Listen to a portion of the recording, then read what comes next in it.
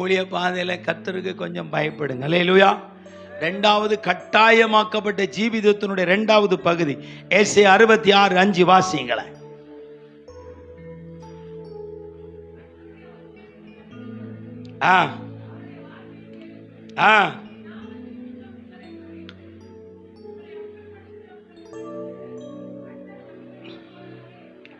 அல்லேலூயா. இங்க நல்லா கவனிங்க. கர்த்தருடைய வசனத்துக்கு கட்டாயம் தேவ ஊழியக்காரன் பயந்து தான் ஆகணும். நான் எதுக்கும் பயப்பட மாட்டேன் அப்படின்னு சொல்லிட்டு ஏசாயா 59 சொன்னபடி சத்தியத்தை நீங்க தெருவில் தள்ளி வீசிட்டு வாழலாம் நினைக்காதீங்க. அவர் மேலே போனவர் சும்மா போல. நாங்கள் போனேன் வந்தேன் உங்களை என்ன செய்வேன் கூட்டு போவேன்னு சொன்னார். அப்புறம் என்ன சொன்னார்? நான் சொல்லிய வசனங்களை உங்களை நியாயம் இருக்கிற வசனத்துக்கு நீங்க பயப்படுறது இல்லையே. வசனத்தை மாற்றி மாற்றி போதிக்கிறான். வசனத்தை போதிச்சா பயம். அதனாலதான் சம்பவத்தை போதிக்கிறது. பிறந்ததுல இருந்து வயதத்தில் வசனம் போதிக்கிற ஊழியக்காரனை நீங்க பார்க்கவே எல்லாம் ஆபிரகாம் பிடிச்சி, தாவீது பிடிச்சி, அப்படியே யோசேப்பை பிடிச்சி, ஈசாக்கை பிடிச்சி சம்பவத்தையே பிரசங்கம் பண்ணிக்கிட்டு இருக்கான். இவனுக்கு வசனம் பேச தெரியாது. பைபிள் இருக்கிறது எல்லாம் வசனம் கிடையாது. சம்பவம் எல்லாம் வசனம் கிடையாது. சரித்திரம் எல்லாம் வசனம் கிடையாது. உதாரணம் எல்லாம் வசனம் கிடையாது. அதனாலதான் ஒரு பைபிள் இருக்கு. சில பைபிள்ல பாத்தீங்கன்னா கர்த்தர் பேசின வார்த்தையெல்லாம் ரெட் கலர்ல இருக்கும். மீதி எல்லாம் என்ன கலர்ல இருக்கும்? பிளாக் கலர்ல இருக்கும். நீங்க பைபிள் எடுத்து பாருங்க. ரெட் கலர் அதிகமா இருக்கா, பிளாக் கலர் அதிகமா இருக்கா? பிளாக் தான் அதிகமா இருக்கும். அதெல்லாம் உதாரணம், சம்பவம், சரித்திரம், இப்படி பல ஆயிரக்கணக்கான காரியங்கள், கலாச்சாரங்கள், அது இதுன்னு இருக்கும். அம்மோனியரை பத்தி சொல்லியிருப்பார், மோவாபியரை பத்தி சொல்லியிருப்பார், கிபியோனியரை பத்தி சொல்லியிருப்பார். இதெல்லாம் வசனம் கிடையாது. ஆமே, இதெல்லாம் என்ன கிடையாது? சாத்தானை பத்தி சொல்லி இருக்கிறதெல்லாம் வசனம் கிடையாது. ஏதோமியரை பத்தி சொல்லி இருக்கிறதெல்லாம் என்ன கிடையாது? அது அவர் மனசில் இருக்கிறத சொல்லிட்டு போயிட்டார். ஒவ்வொரு ஜாதிக்கும் ஒவ்வொரு ஜனங்களுக்கும் நான் என்ன செஞ்சேன்னு சொல்லிட்டு போயிட்டார். ரெட் கலர்ல எழுதி வச்சிருப்பாரு பாருங்க. அதெல்லாம் வாசித்தாலே நமக்கு பயமா இருக்கும் எப்பா. ஆனா நம்ம ஆளுங்க ரெட் கலர் பக்கமே என்ன செய்யறது இல்ல. ரெட் கலர் பக்கமே போறது இல்ல. போனா இவன் கழுத இவன் செத்து போயிடுவானே. இவன் வாழ்க்கைக்கு ரெட் கலருக்கு என்ன இல்ல சம்பந்தம் இல்ல. அப்புறம் எப்படி ரெட் கலரை பிரசங்கிக்க முடியும்? பிளாக் கலர் எடுத்து விடுவான் பாருங்க. ஆபிரகாமை பத்தி சொன்னா 40 வருஷம் ஆபிரகாம் கதையை ஓட்டுவான். ஈசாக்கு கதையை 100 வருஷம் ஓட்டுவான். ஆண்டவர் சொன்ன வசனத்தை பிரசங்கம் பண்ண அதுக்கு நான் பயப்படுறது இல்லை. அதனால அதை பத்தி எனக்கு கவலையே இல்லை. அதை பிரசங்கம் பண்ண வேண்டிய அவசியமே. வேதம் சொல்லுது, கற்பனைகளில் ஒரு பங்கு பிறர் பொருளை இச்சியாத. பிறர் பொருளை இதுல உச்சகட்டமா நிக்கிறது யாருதான்? ஊழியக்காரங்க தான்.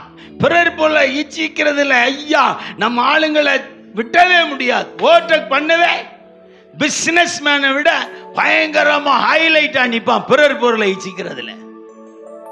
ஏன் வச்சிருக்கிற? கர்த்தருக்கு கொடுத்துரு. யாரா கர்த்தரு? யாரு கர்த்தரு?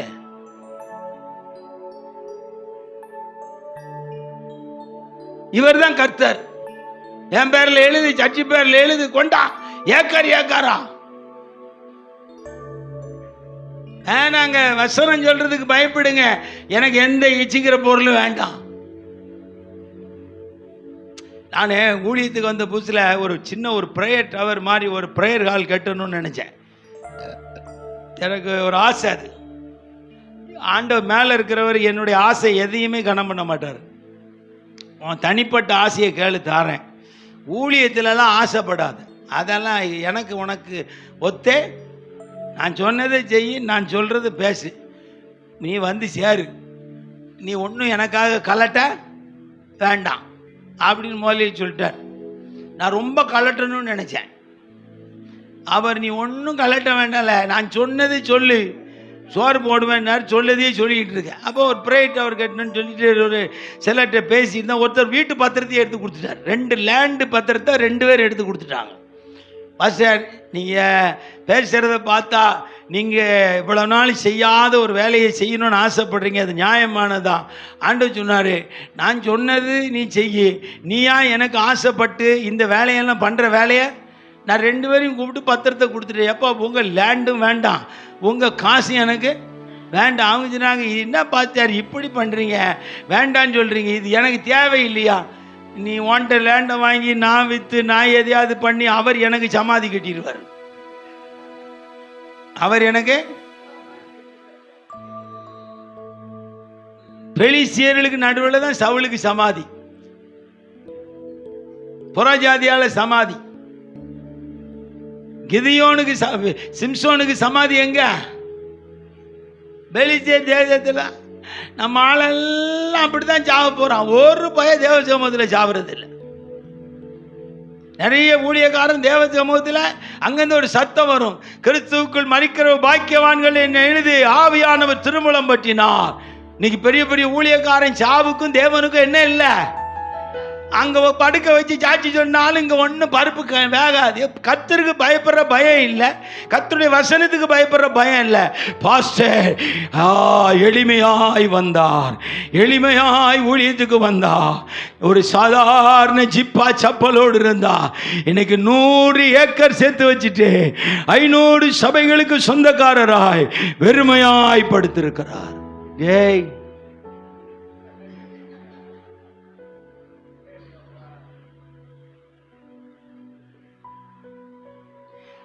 நான் சொல்லுவேன், ஆண்டவர் சாட்சி சொல்ற பையனும் அவனுக்கு உடந்தி ஆயிட்டான், செத்தான், அவனும் செத்தான்.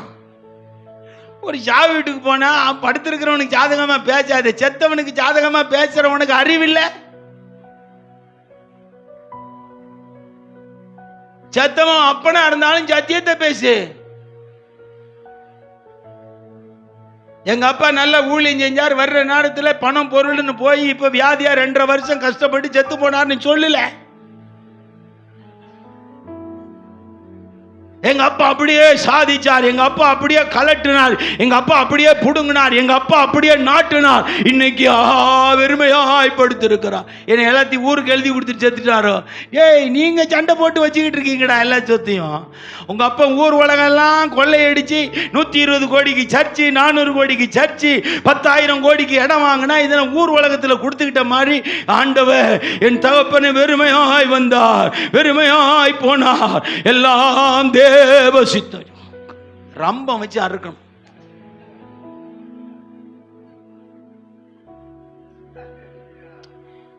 சாவு வீட்டுக்கெல்லாம் போனா ஒன்றும் பேச தெரியலன்னா தோத்திரம் பண்ணிட்டு அமைதியா நின்றுட்டு வந்துருங்க. அங்க இருக்கிற எல்லாருக்கும் முன்னாடி ஒரு மைக்க, பெரிய லாடு லவக்கு மாதிரி மைக்க பிடிச்சு, நான் இவரை பிறந்த நாள் முதற்கொண்டு அறிவேன், என் வாலிபம் தெரியும், என் வயதின் காலங்கள் எல்லாம் இவருக்கு உதவியா இருந்தா. அவன் 2-3 அடி வச்சுட்டு செத்துருப்பான். அந்த அம்மா அங்க கொந்தாலும் ஒரு அம்மா அங்க கொந்தாலும் அது கர்த்தருக்கு தான் தெரியும். எத்தனை பரிசுத்தவான் வீட்டில் எத்தனை மனைவிமார் ஒரே ஆளுக்காக அழுகிறாங்க தெரியுமா? தெரியாது வெளியே. இதெல்லாம் கர்த்தர் எனக்கு சொல்லி தர்ற விஷயம். சகரியாவை சொன்ன எழுதுறாரு, ஒரு 10 பேர் போய் எனக்கு யூதனாயிருன்னு சொல்லி என்ன செய்வாங்களாம். அந்த காலம்லாம் இப்போ வந்துட்டு பாஸ்ட் கூட தொடர்பா இருந்தா சந்தோஷம் சொல்ற விசுவாச கூட்டம்லாம் இப்போ பெருகி போச்சு. கெட்டின புரிச்சன் வாமா சந்தோஷமா இருக்கலாம், வெளியே போகலாம் வரலாம் அப்படின்னா அப்படின்னு மூஞ்ச காட்டுவான். பாஸ்ட் கூப்பிட்டா பல்ல இழிச்சிட்டு போய் பாஸ்ட் எந்த டைம் கூப்பிட்டாலும் போவான். ஏழை கர்த்தருடைய வசனத்துக்கு பயப்படுற பயம் இருந்தா நீ ஏன் இப்படி இருக்கிற?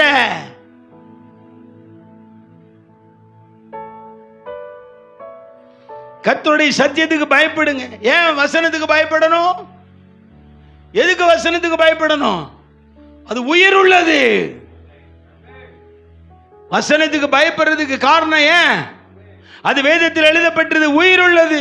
அது உங்களை வழிநடத்தக்கூடியது, உங்களுக்கு போதிக்கக்கூடியது, உங்களுக்கு சோர்வு ஓடுறது அதுதான்.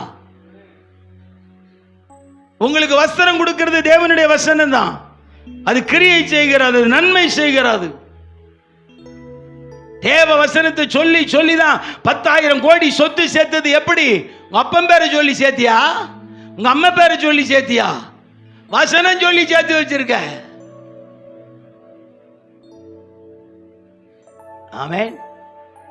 வசனம் சொல்லி தான் உன் வீட்டில் பீரோ இருக்கு, அந்த பீரோக்கு உயிர் இருக்கும். வசனம் சொல்லி தான் உன் வீடு இருக்கு, அந்த வீடுக்கு உயிர் இருக்கு. வசனத்தை வச்சு எல்லாம் சம்பாதிச்சுட்டு வசனத்துக்கு பயப்படாம வசனத்தை வீதியில தூக்கி போட்டுட்டு இன்னைக்கு மாய்மாலமா ஊழியம் செய்றீங்கன்னா நீங்கள் வசனத்துக்கு பயப்பட வேண்டிய கட்டாய உபதேசத்துக்கு உட்பட்ட மனிதர்கள் அல்ல.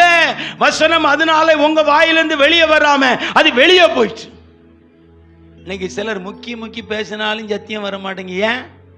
வசனம் வெளியே போயிட்டு வீதியில தூக்கி போட்டாச்சு. வேணாம். தேவனுடைய ஊழியர்களே, ஊழியக்காரிகளை, கர்த்தருடைய வசனத்துக்கு நீங்கள் கண்டிப்பா பயந்துதான் ஆக வேண்டும். இது கட்டாய பயப்பட வேண்டிய ஜீவிதம். வசனம் நியாயம் இருக்குங்க, அதெல்லாம் தப்ப முடியாது.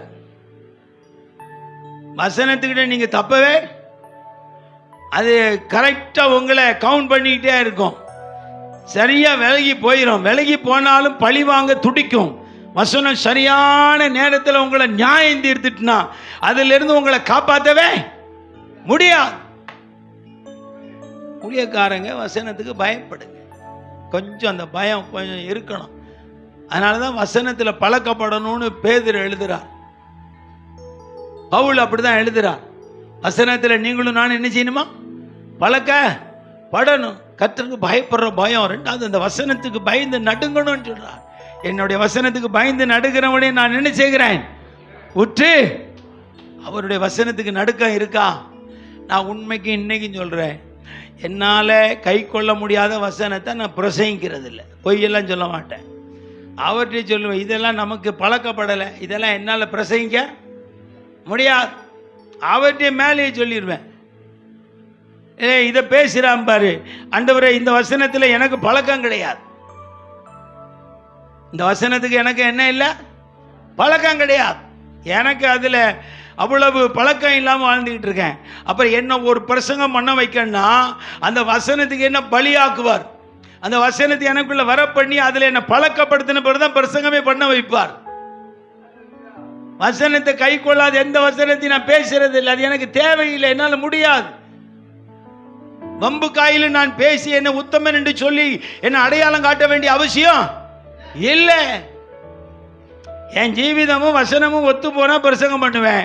ஒத்து போலையா அந்த பிரசங்கம் அப்படியே டைரியில தந்தாலும் அங்கே இருக்கும்.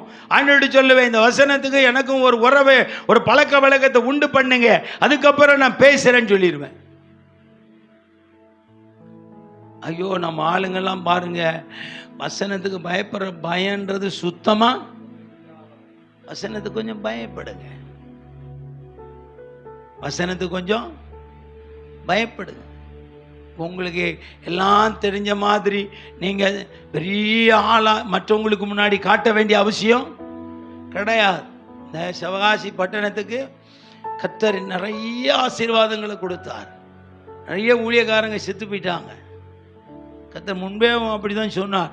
சிவகாசி பட்டணத்துக்கு பெரிய பிரச்சனை, ஊழியக்காரங்களுக்குள்ள பெரிய பிரச்சனை வந்துச்சு. ஒரு காலத்தில் நிறைய ஊழியர் மீட்டிங் நடத்தினவங்க எல்லாம் செத்து போயிட்டாங்க.